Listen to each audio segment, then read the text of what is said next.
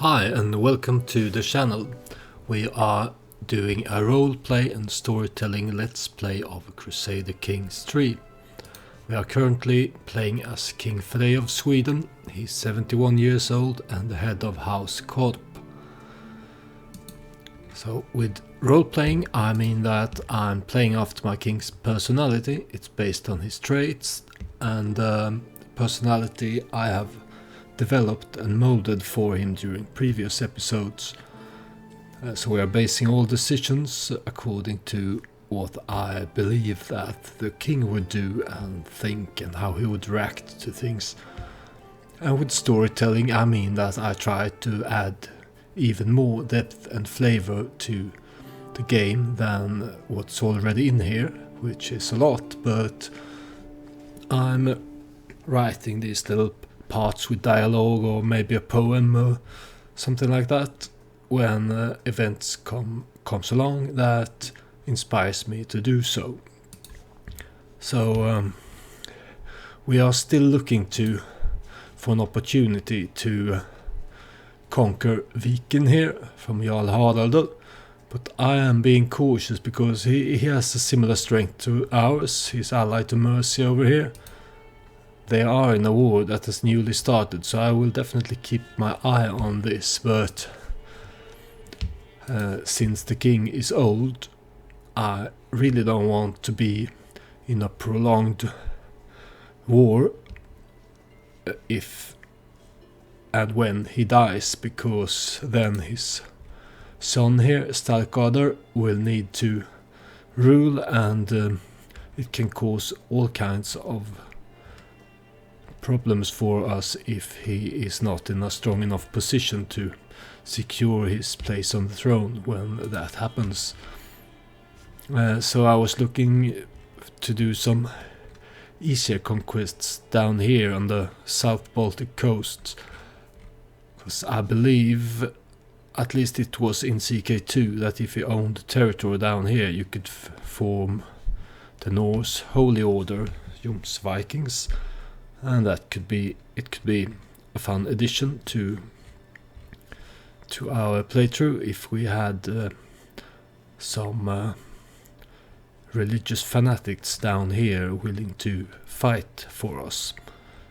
So maybe we should do that, but first let's take a look at our court, because we have an event here that needs our attention. It's Astrid, my court tutor and friend, who wants something from us. She says, My friend Astrid approaches me with concerns regarding the state of our educational materials. We can make do, but imagine the heights our children could reach if we only had better materials. New wax tablets, parchments, perhaps even ink. So she wants materials to better the education of our children, which the king surely is interested in. So we will pay 50 gold for this.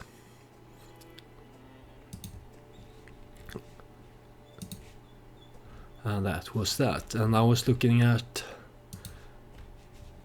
Stettin here, Chieftain Bretislav. He is inferior to us. He has one ally in Gdansk here, but it shouldn't be a problem. So let's go conquer him while we wait for an opportunity to strike Viken. So here is Chieftain Bretislav.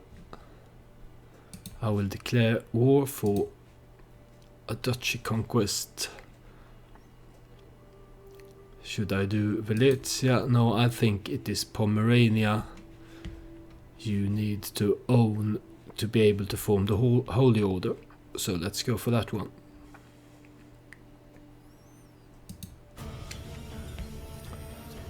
And now we raise all armies.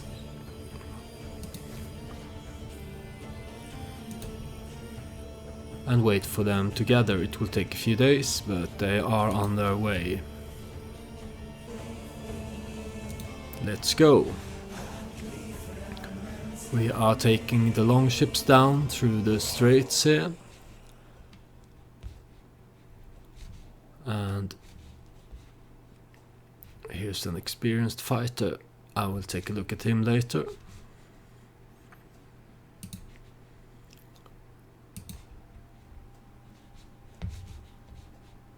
Looks like we can embark without problems.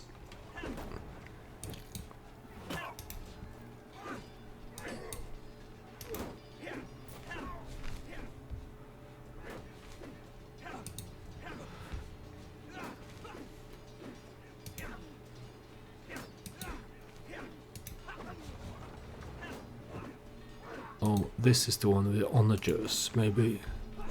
No, that's attrition.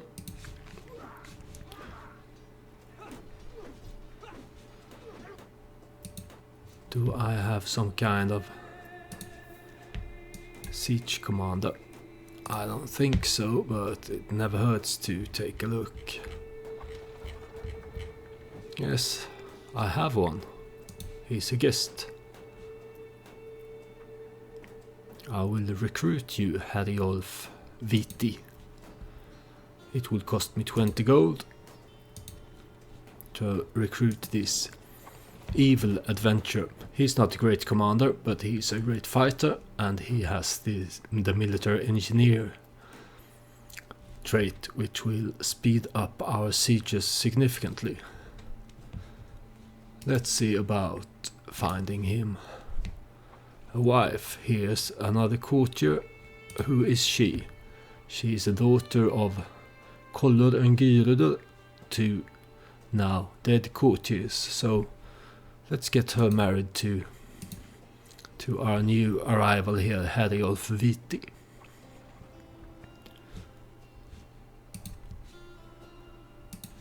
That's right, and now let's have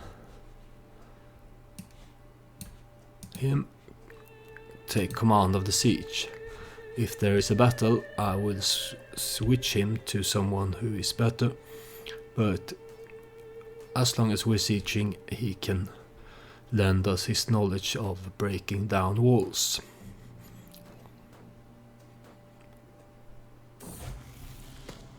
All in time. It's an event involving my son Carl. He has been impressed with one of the household champions for a very long time. After finally meeting in person, he has been repeating the warrior's words to himself. Greatness comes in time. Be there to grasp it when it does. So, shall we tell Carl that yes, opportunities always come in time, and give him the trait patient, or go with one of the other options? But no, patient is a good trait, and the king himself agrees, because he is a patient man as well. So let's make Carl here a patient man. He is having a stewardship education, so it can't hurt to be patient when you are managing the realm.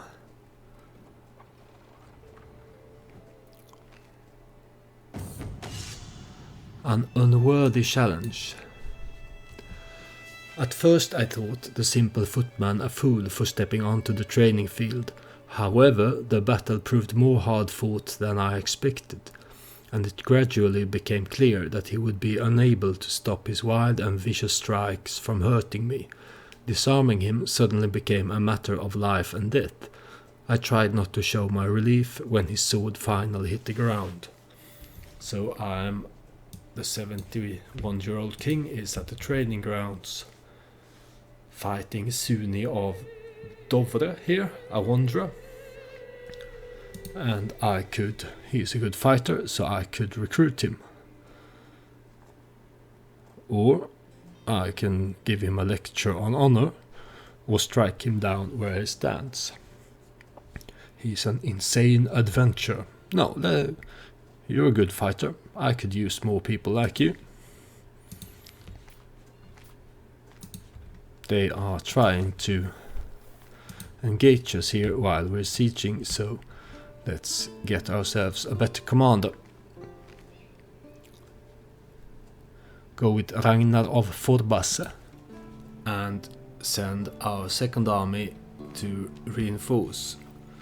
There's no risk of losing here as long as they don't have reinforcements coming, and I don't think they have. So it's a decisive victory for us. And we captured Blues, the chancellor of a chieftain who's involved in the war. Let's see if we can ransom him. No, it's only the son and the queen of the king of the Britons. Let's keep them until he can pay for them.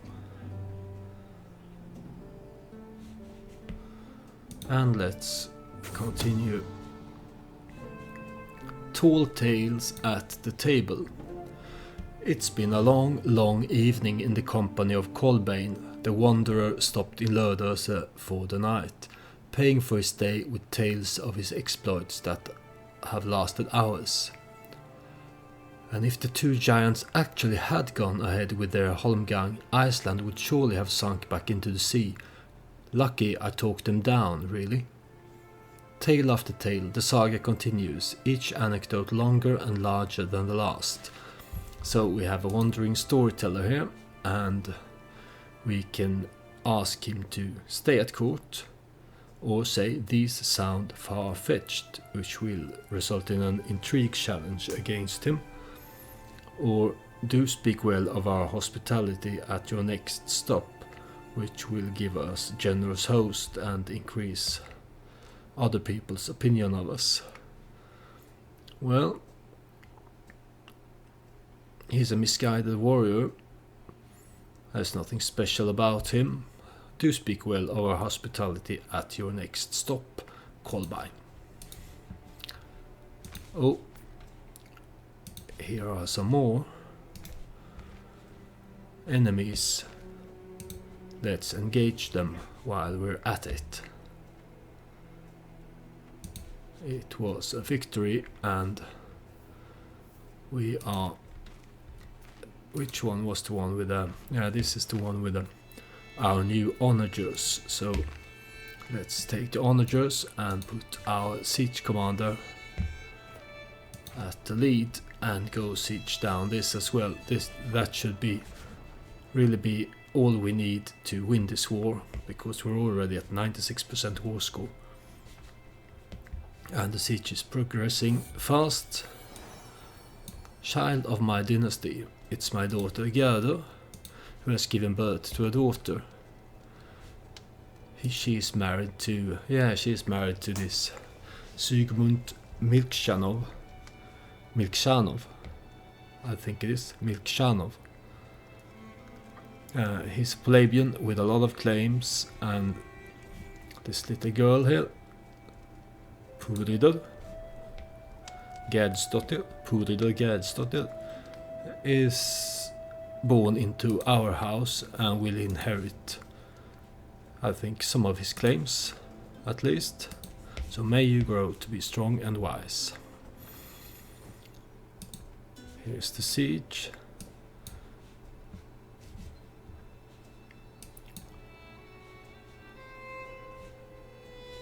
It is progressing. Inspired moderation. My son Balder is asking about the death sentence of a lowly thief, and no, it's usually those. I thought it was the same event that I had several times before, but this son Balder claims that he had learned a lesson about not reaching for more than one can handle. So I can let him keep the trait temperate, or give him just, or cynical.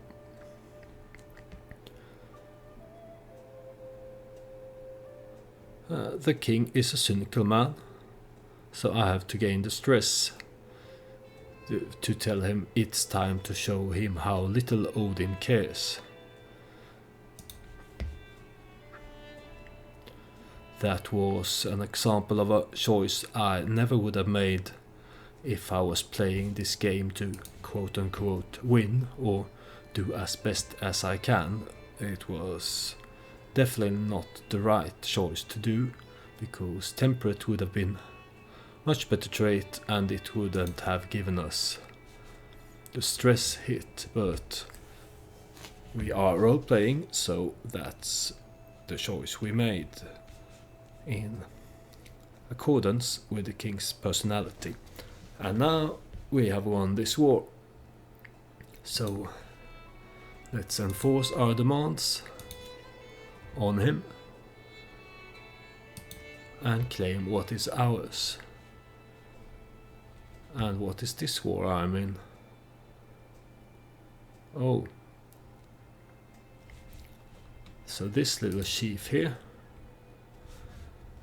saw an opportunity to try and conquer some lands from the chief we were attacking, and now we inherited this war. I don't think this will be a problem for us, although it is a nuisance. He only has 475 soldiers, so, and here it looks like is his capital, so let's go for that. And did this result in me having more lands than I can hold on to? I wonder. Where do I see this again? Yes, here it is. Domain, 5 out of 4 holdings. Well, it means I have to give at least one of those newly conquered holdings away. Well, I come to a decision. We will keep Stettin here for ourselves. It has a development of 3, whereas Kolobelcheg here has a development of 1. And who is deserving this territory? Well, there are some options, but I kind of thought, or the king, I should say, thought that he has a lover here, Unud. She is the former wife of our commander Aki of Bebenberg. For longest time he was the king's personal champion and one of our most trusted commanders. But then the relationship fell apart. There were several things that made the king starting to think less of Aki. But I always wanted this house to survive somehow. And since Unud here is our lover, we like her, even though she has a peculiar taste for rotten fish, I remember. Anyway, her 2 children here, they are of House Bebenberg. Aki here raised them as his own, but they are actually our children with Unud. So in bed at night, Unud has convinced the king that Skuli Akison here should be given his own lands. He will only be a child ruler, but his mother will go down with him and help him rule here, and hopefully see to it that House Bebenberg survives. And he's really of our blood, even though he doesn't have our name. So let's make you a chief of Stettin. Grant title. Now here Skuli is our vassal and our son, but no one knows this except for me and Unud, who is now down in Stettin helping her son to rule, which is good because she has 22 intrigue, so at least, and good prowess as well, so she should be able to help this child here rule. Here's a prisoner from the previous war, I think, because she's not counting to the war score here, so let's ransom her for 10 gold. I could call our allies, but I won't need them for this, so let's not bother.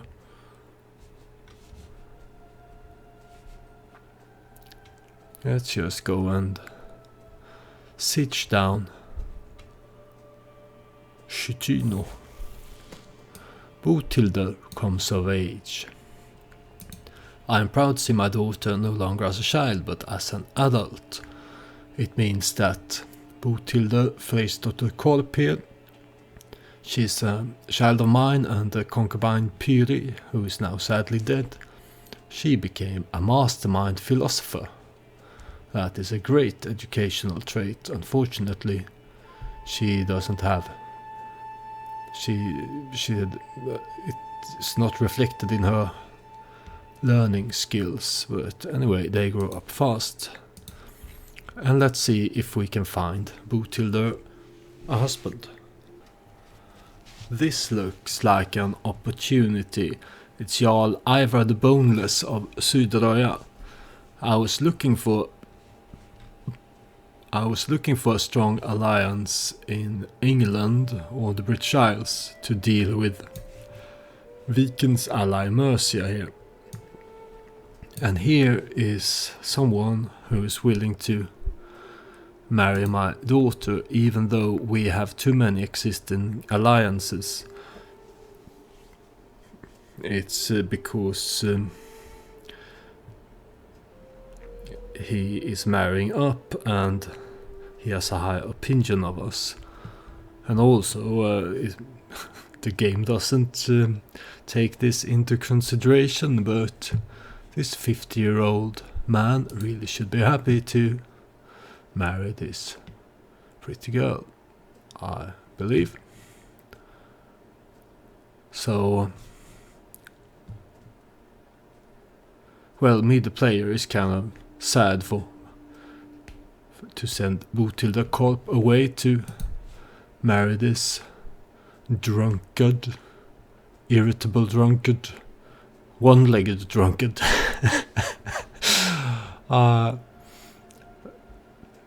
I was gonna make a joke about one-legged and the marriage, but I will refrain from doing that.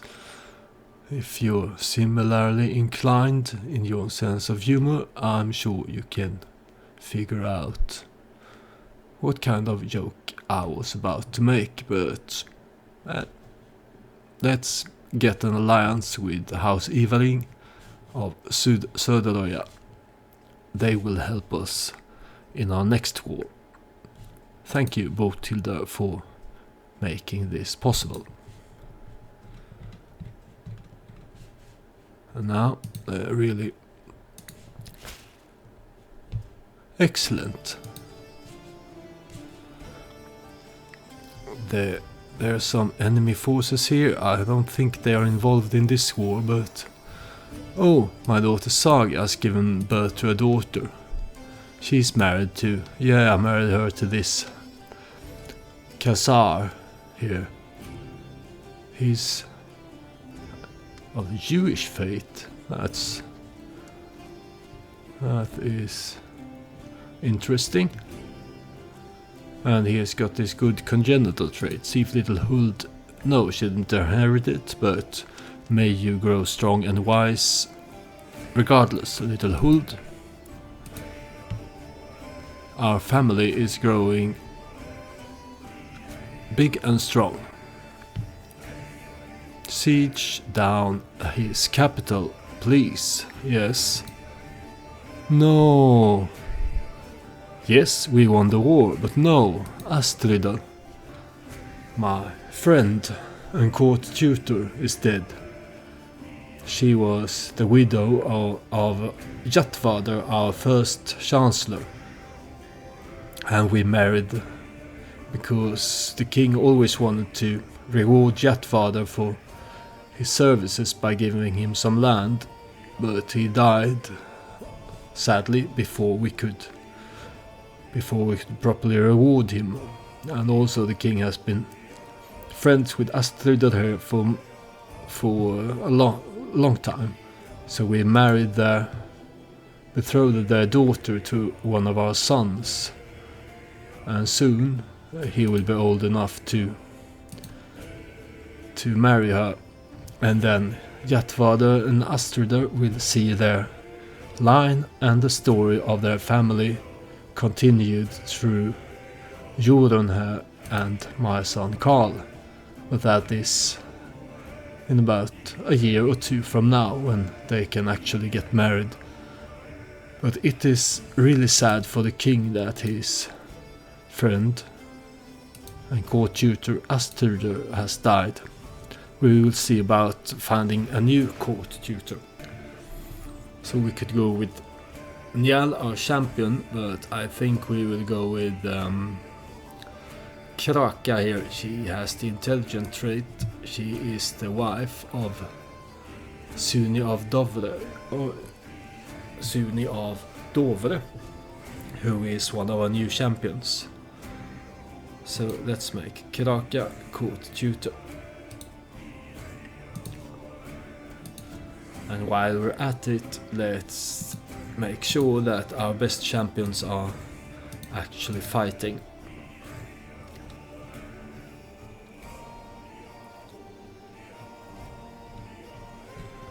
That should do it. And let's enforce demands on this chieftain Jaromil. He paid some war geld and we got some prestige. And now we can disband our armies and look to the future. And here is what I wanted to do with these territories. I wanted to forge the Joms Vikings, found a group of pirates of Vikinger to defend the old ways. But I'm missing, I need 1,000 prestige to do that, so we'll have to see about assembling some prestige to forge this holy order. But so let's take a look at.